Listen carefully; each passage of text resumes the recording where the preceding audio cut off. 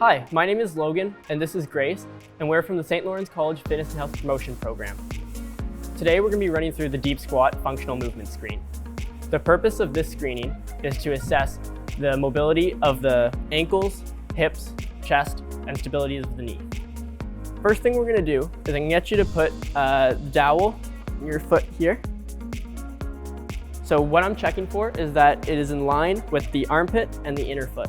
Next thing I'm going to get you to do is I'm going to get you to put the dowel on your head.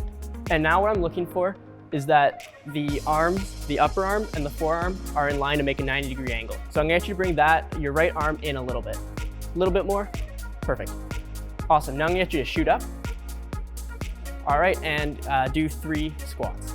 So what I'm looking for here is that the dowel is staying overhead. The legs are coming below 90 degrees. The knees aren't caving in and the ankles are staying put on the floor. Awesome. All right, so we're gonna be moving on to the next stage of the assessment. I'm gonna get you to do the same thing, but with your heels elevated on these plates. So again, shoot up, touch your head, bring that right arm in a little bit, perfect, and shoot up. Awesome, and 3 more squats. All right, so this time around, what I'm noticing is the dowel is staying perfectly overhead. She's coming down below 90 degrees, perfect. And also that the knees are not caving in and the heels are perfect in place.